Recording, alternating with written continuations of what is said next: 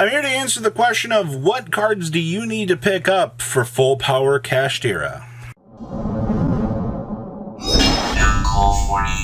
34% of you that have not smashed the ever-living crap out of that subscribe button, smash it so we can climb up the 110,000 ladder here. Now, the first card that we're going to be looking at here is going to be Light Force Sword. And you're probably like, really? I do not highly recommend going after this unless after reading this card that you think that this is going to be a tech choice that you're going to want for the deck. But it's banish one random card from your opponent's hand face down. During your opponent's 4 standby phase, after this card's activation, return that card to the hand. Now, this is a random RNG shoot out of the opponent's hand. But with the way that this deck particularly works is you can take that card and attach it underneath your big Arise Heart as a material, and it's something that the opponent's not going to get back. Hear me out also here for a second. A random 4 turns does not exist within competitive Yu-Gi-Oh! And this also banishes a card face down, which actually will trigger some of your other effects, which is very, very important as well. So I do highly recommend this for the little gimmicky interactions that it gives your deck. Next up is going to be Infinitrack Goliath. You're like, wait a minute, Robbie, you're just pulling this out of your butt. No, actually, you play this with Pot of Prosperity. So this actually passes a very unique ability onto your monster. It says an Exceed whose original type is Machine has this card, it gains the following effect. This card cannot be destroyed. Now, as I just said, the big thing you're going to be doing with this is you're going to be using this with your Pot of Prosperity. You're going to be banishing this, and then you're going to trigger the ability of Arise Heart, which will give you the ability to pull something out of the banish pile, which you will use this to pass that ability on to your Arise Heart to make it so that it can't be destroyed by those card effects. And you're probably looking at this and you're like, holy moly, like that's actually pretty good. Yes, it is. It's very gimmicky, but I mean, this card doesn't cost you a lot of money. And that's like the reason why I mentioned this is like, for a cheap utility option for you to add to your deck, okay. All right. Next up is going to be Diable, the Mind Hacker. Now, if you know anything about Kashtira, you know that this card is one of the strongest cards in the deck because it's detach 1 material, look at your opponent's extra deck, and banish 1 monster from it face down. Well, that's really good. And then at the end of the battle phase, this card destroys monster by battle, and since it's the grave, you can banish it face down, blah, blah, blah. But if your opponent, or if a card your opponent possesses is banished face down while you control this card, all right, you can banish cards from the top of your opponent's deck face down equal to the number of their banished face down cards.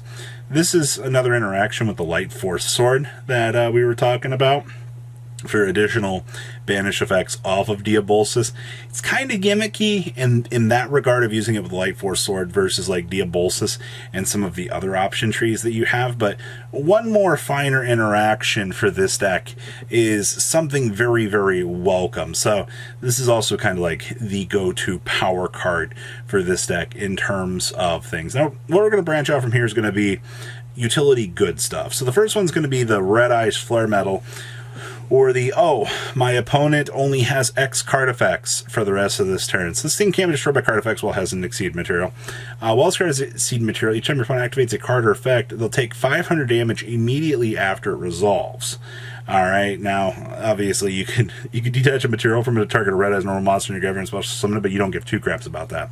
You just care about the timer that this puts on your opponent as you pressure them out of the game. And trust me when I say this, those pressure points that you are going to be getting off of your opponent are going to be very, very strong. There will be a lot of times where you'll just end a game because you were able to summon this card onto the field, all right? It's more or less, just grind the opponent out and kind of back them into a corner after they have to go through so many effects. Be very careful when doing this, though, because this over another rank 7 could punish you. Now, of course, there's always the big eye here. This is the standard once per turn detach 1 material from this card, target 1 your opponent controls, and you get to take control of it. And that card cannot attack, this guy cannot attack the turn you're activated. It's a fact. This is the classic rank 7 monster, but how neat it is this? I would say that this is one of your bigger utility options that you're going to have, because moving an opponent's resource over to your field is very good. Now, the problem is sometimes they won't have boss monsters that you'll be able to take. Sometimes they'll just leave some little shrimps on the field. All right, and unfortunately at that point in time, there's not really a lot you can do with that, but this is definitely going to be one of those cards. You got plenty of these available and lower rarity out there that you'll be able to take advantage of, and that's once again a very good thing. When you can get cards very, very cheap on the secondary market, that is going to put you in a very good position overall. So I'm happy to see that Big Eye is doing Big Eye things for the deck. All right, now of course, I guess it's just not a list without talking about Draco SEC. Now, this is a little bit more of a niche option, in my personal opinion here, because once per turn, detach a material from this card, special some 2 Mecha Phantom Beast tokens, and then while you control a token, he himself cannot be destroyed by battle card effects, and then once per turn, you can pop one of those tokens, target a card on the field, and destroy it, and then this card can't attack during the turn you activate this effect. It is a rank 7 that has protection, that produces some additional tokens.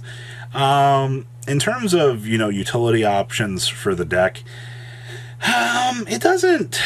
I feel like those tokens can be a hindrance, especially, when you're starting to set up larger fields. But, I mean, if you're in a situation you have extra deck room for something like this, it's not necessarily something terrible that you can dedicate. There are plenty of very cheap copies out there for you to pick up, and I think that's a good thing. It's pretty much on the same topic. Here's the Dark Armed, the Dragon of Annihilation.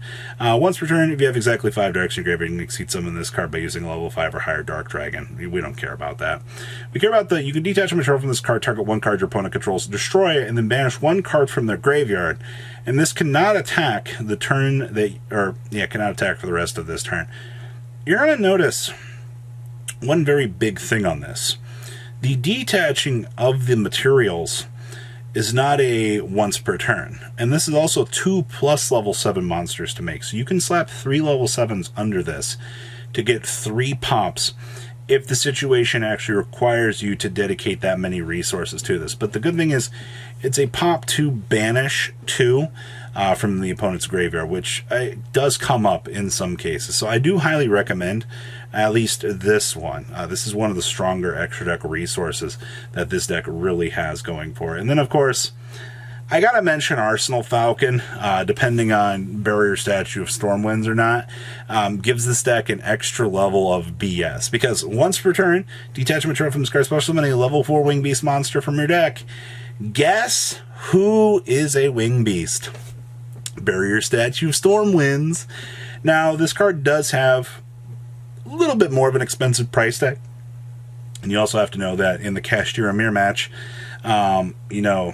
he's not such a good card because, you guessed it, when your opponent has access to Unicorn, who is a wind monster, just gets to step right on over the barrier statue. So, all real things considered, I mean, this is more like a side gimmick where you can board in the barrier statue, do the detach special summon for sure, but that's kind of all just that at the end of the day. So, I would really give some consideration to maybe having one of these just on that upward potential.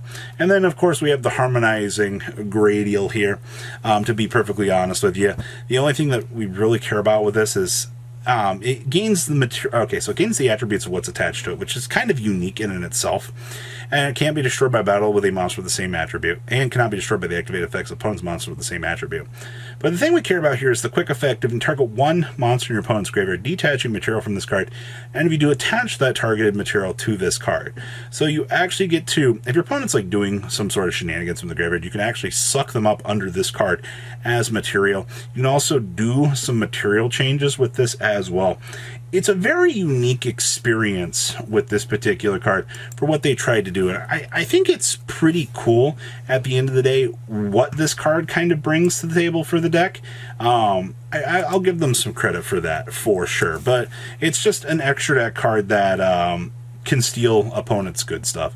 And the last thing I got to talk about here is going to be the very famous Mushroom Man. Now, for those of you that are very familiar with the Mushroom Man interaction with this deck, or the Mushroom Man number 2, the fact that you can hand this to your opponent if you're doing the full Kashtira lock and punish them out of the game is nothing short of hilarious. It's also a rota target, so you're already going to be playing Reinforcement of the Army as it is, but this is one of the gimmickiest interactions within the deck, and it is hilarious to actually see this work. Plus, it can trigger your Kashtira effects, depending on, you know, at the point in which they pay their life points for their effects. So that's a little bit of something to consider there. So what do you guys think about these cards that you need for full power Kashtira? Please leave a comment down below, tell me what you guys think, and I will see your beautiful faces back here later in the day, guys. Peace out.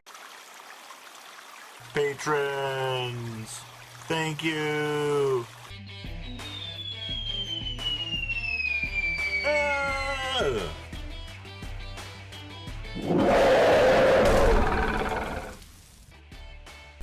Thank you so much for watching. Check out these other videos.